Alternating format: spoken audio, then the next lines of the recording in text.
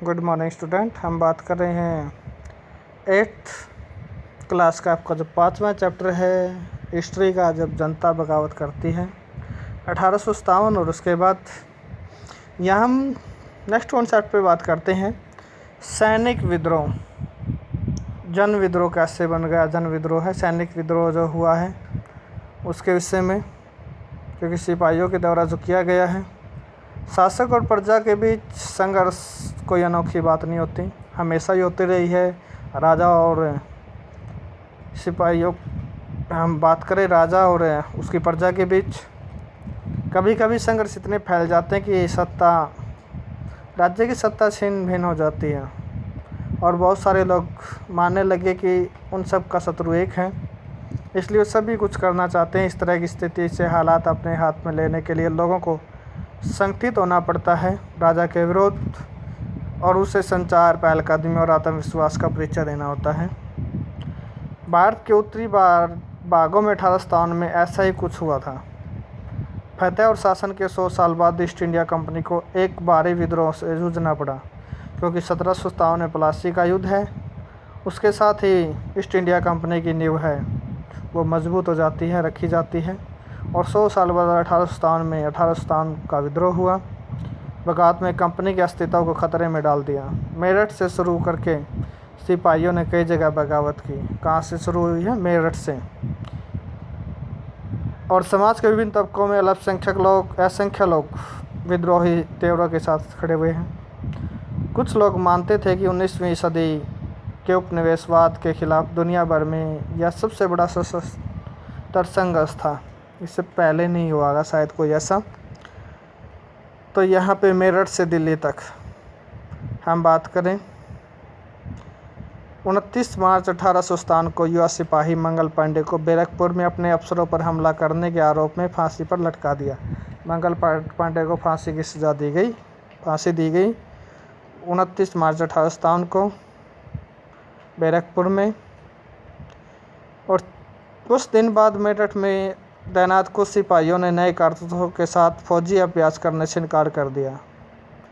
सिपाहियों को लगता है कि उन कारतूसों पर गाय और सूअर की चर्बी लेप चढ़ाया गया था। लगता है,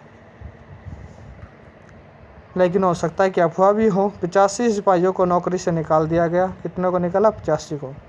और अपने अफसरों का हुक्म न मानने के आरोप में 10-10 साल की सज़ा सुना दी उन्हें। और यह 9 मई 1857 की घटना है। तो 10 मई को मेरठ में विद्रोह की शुरुआत हो जाती है, ज़बरदस्त रही यहाँ पे। और 10 मई को सिपाहियों ने मेरठ की जेल पर हमला बोल दिया। अफसरों पर हमला करके उन्हें मार गिराया। अंग्रेज़ों को उनसे बंदूक हथियार कब्जे में ले लिए। अंग्रेज़ों की इमारतें, संपत्ति को आग लगा दी। उन्होंने फिरंगियों के खिलाफ युद्ध का ऐलान कर दिया। एक विदेशी शब्द है, अपमान का भाव है अंग्रेज़ों के लिए ये।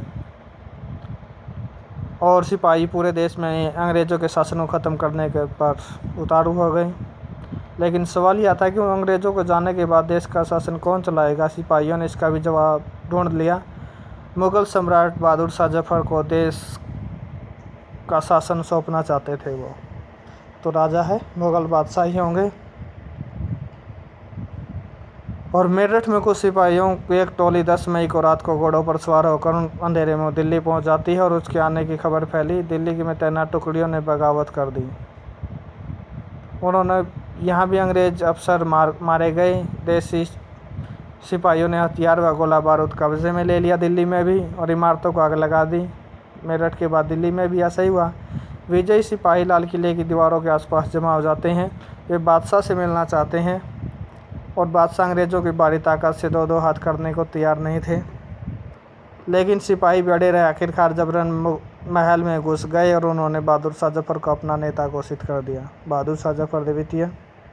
राणा साहब बूढ़े बादशाह को सिपाहियों की मांग माननी पड़ी। देश भर में मुखिया और शासकों को चिट्ठी लिखकर अंग्रेज़ों से लड़ने के लिए भारतीय राज्यों को एक संघ बनाने का आह्वान किया गया। राजा के द्वारा बहादुर शाह इस एकमात्र कदम के गहरे परिणाम सामने आए। अंग्रेज़ों से पहले देश में एक बहुत बड़े हिस्से पर मुग़ल साम्राज्य का ही शासन था। यह हमें पता है कि मुग़लों से ही इन्होंने साम्राज्य छीना है। ज़्यादातर छोटे शासक और रजवाड़े मुग़ल बादशाह के नाम पर ही अपने इलाकों का शासन चलाते थे।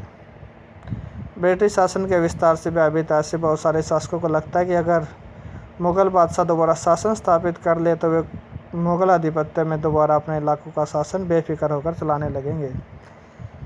तो वो भी मुग़ल बादशाह का साथ देने के लिए तैयार हो जाते हैं। यहाँ पे अंग्रेज़ों को इन घटनाओं से उम्मीद नहीं थी। उन्हें लगता है कि कारतूसों के मुद्दे पर फैला हुआ उथल पुथल कुछ समय में शांत हो जाएगी, लेकिन जब बहादुर शाह जफ़र ने बगावत को अपना समर्थन दे दिया तो स्थिति रातों रात बदल गई। अक्सर ऐसा होता है, जब लोगों को कोई रास्ता दिखाई देने लगता है तो उसका उत्साह साहस बढ़ जाता है और उन्होंने आगे बढ़ने की हिम्मत और उम्मीद और आत्मविश्वास मिलता है।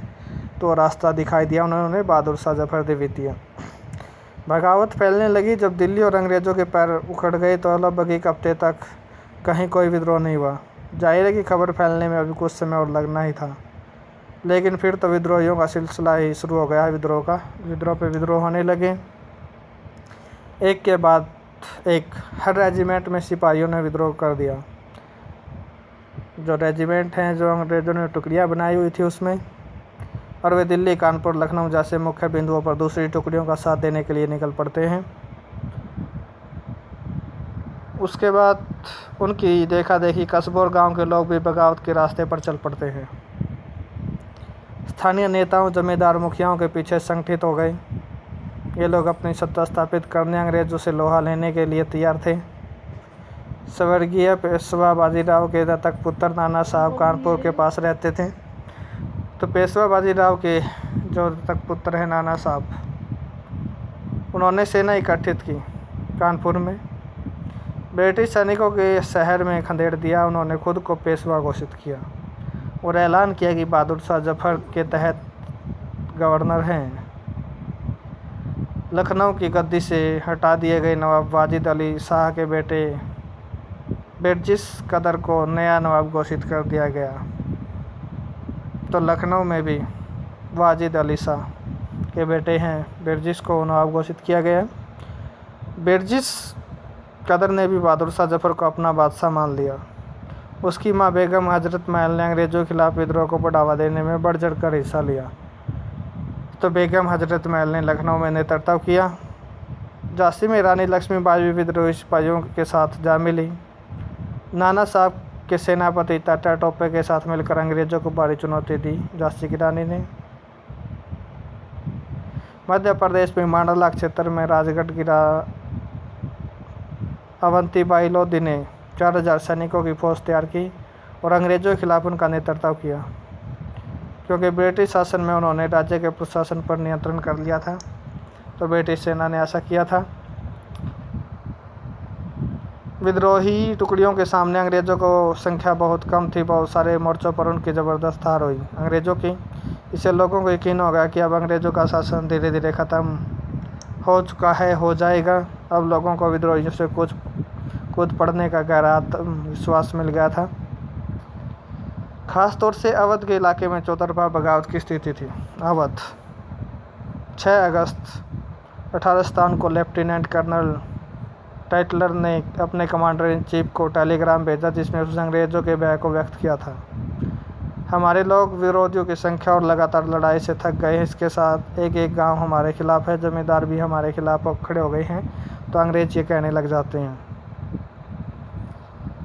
तो इस दौरान बहुत सारे महत्वपूर्ण नेता सामने। उदाहरण के लिए फैज़ाबाद के मौलवी अब्दुल्ला शाह ने भविष्यवाणी कर दी कि अंग्रेज़ों का शासन जल्दी ही ख़त्म हो जाएगा। उन्होंने ऐसा किया। वह समझ चुके कि जनता क्या चाहती है। इसी आधार पर उन्होंने अपने समर्थकों की विशाल संख्या जुटा ली और उनके समर्थकों के अंग्रेज़ों के लड़ने लखनऊ जा पहुँचे। दिल्ली में अंग्रेज़ों का सिपाही करके वे बहुत सारे गाजी यानी धर्म योद्धा इकट्ठे हो जाते हैं। बरेली के सिपाही भगत खान ने लड़ाकों के एक विशाल टुकड़ी के साथ दिल्ली की ओर कूच किया है। तो सारे दिल्ली में जमा होने लगे।